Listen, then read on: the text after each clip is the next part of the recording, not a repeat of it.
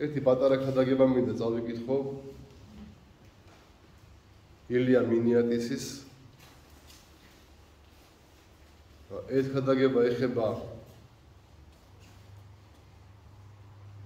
თუ როგორი მნიშვნელოვანია ჩვენთვის ღვთისმსახურებაზე ყოფნა და დასწრება დავითი აღიარება და თაყვანისმცემა ღვთისა.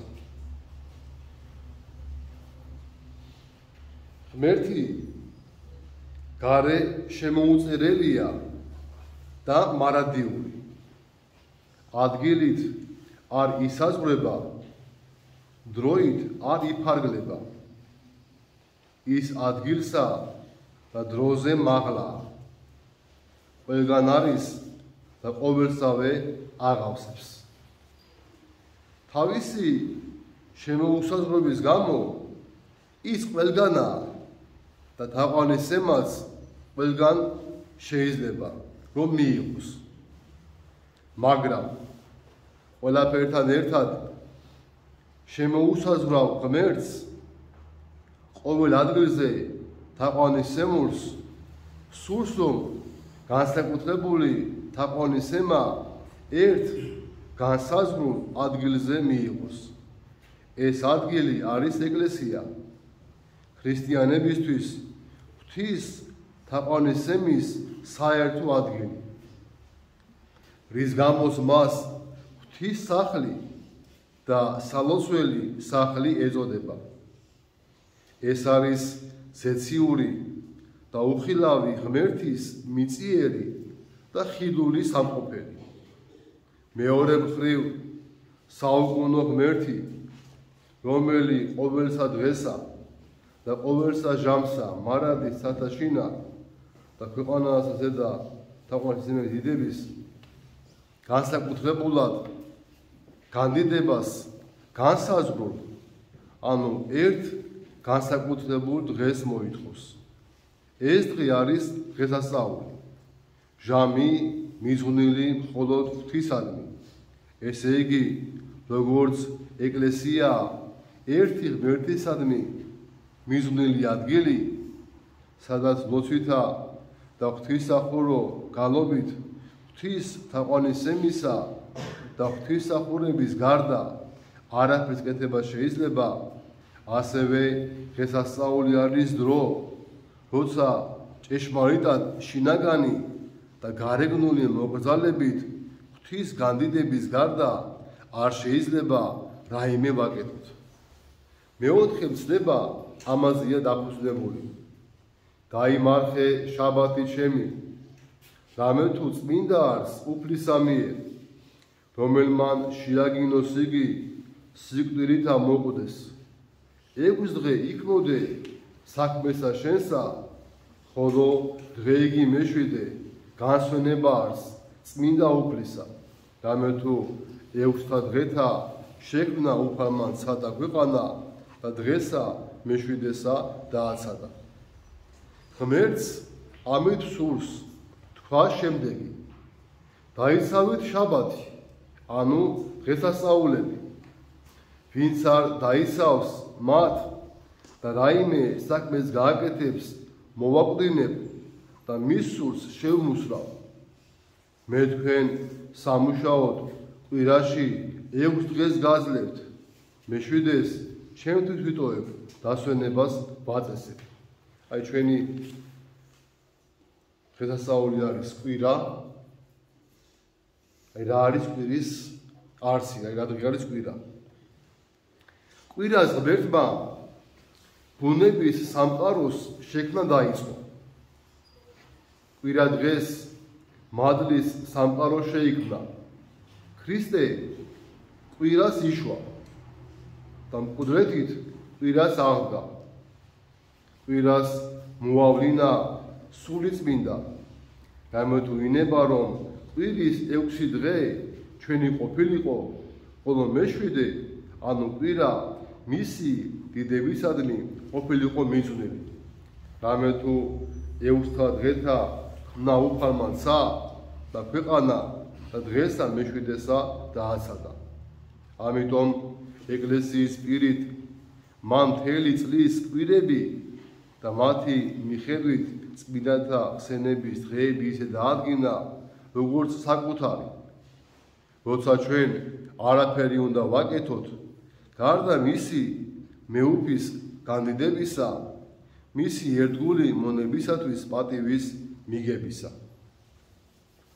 აი განზრახვა ღვთისა, მაგრამ ეშმაკის ვერაგობა და შური რაღაც აკეთებს, განდგომილი მთიები, როცა მას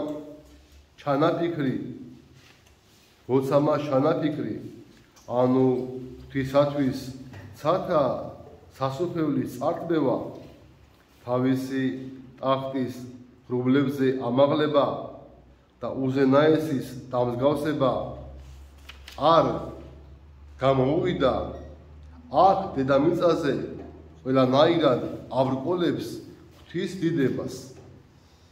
უსქერს, როგორ ირიდება ღმერთი დღესასწაულებზე ხალხის მიერ და შურს მრისხანებს, უხმობს დემონებს, თავის ამხანაგებს და განდგომილებით თანამონაწილეებს და ეუნება, მოვედით და დავადუმნეთ ყოველნი დღესასწაული ღვთისანი ქვეყანით.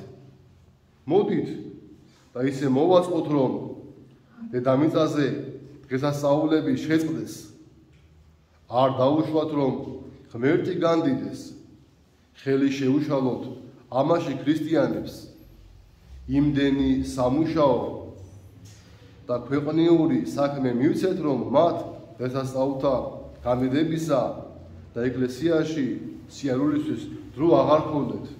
მოვედით და დავადუმნეთ ყოველნი დღესასწაული ღვთისანი ქვეყანით.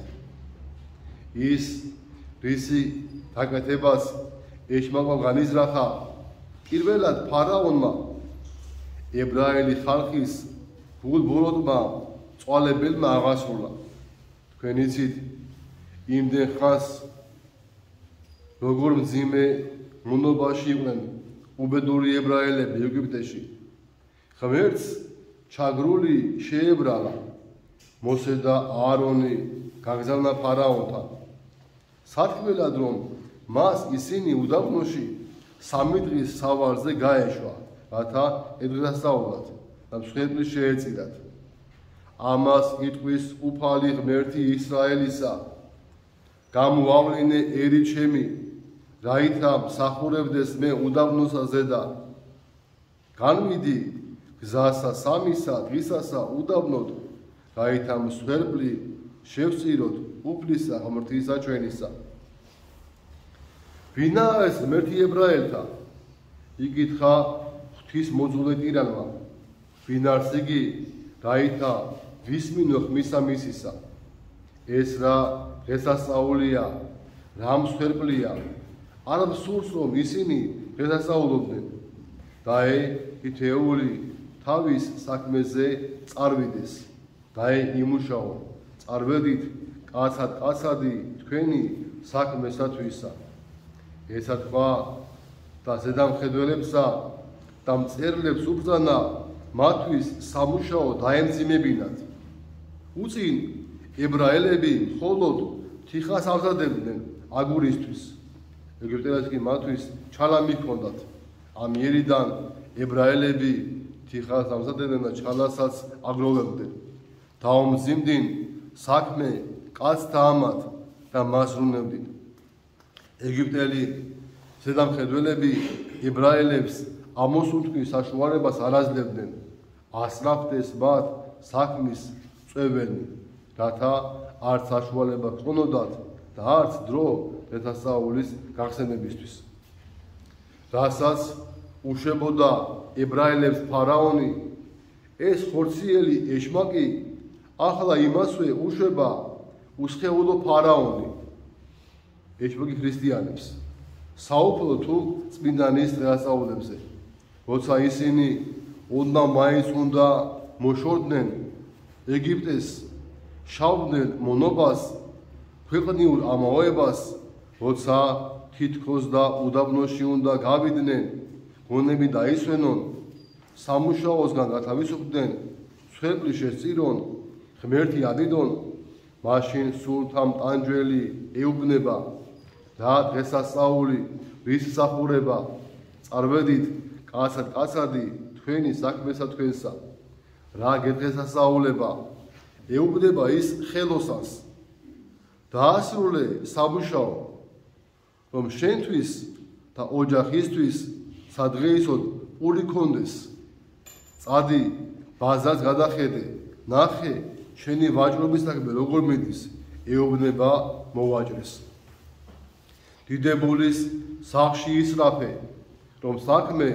მოიწყო ეუბნება წარშინებულს შენი მიგვირს რა გედღესასწაულება როცა ასეთი განაჩენი გაქვს რისთვის ელოდები წირვას საქმეზე დილით ადრიანად უნდა წახვიდე საეკლესიო მსახურება რადგინდა მონაზონი ხომ არა ხარ წარვედით კაცადი თქვენი საქმესათვისა ასე ურჩევს ეშმაკი და ქრისტიანებიც მის რჩევას ყურს უგდებენ მაგრამ ეს კიდევ ცოტაა ისევე როგორც ფარაონი უმძიმებდა ებრაელებს სამუშაოს და როცა მათ დღესასწაულობა უნდოდათ შრომას უორკეცებდა ეშმაკიც ასევე ამრავლებს საქმეს დღესასწაულებში ორჯერ სამჯერ მეტ საქმეს აჩენს ვიდრე დანარჩენ დღეებში დაუმძიმდნენ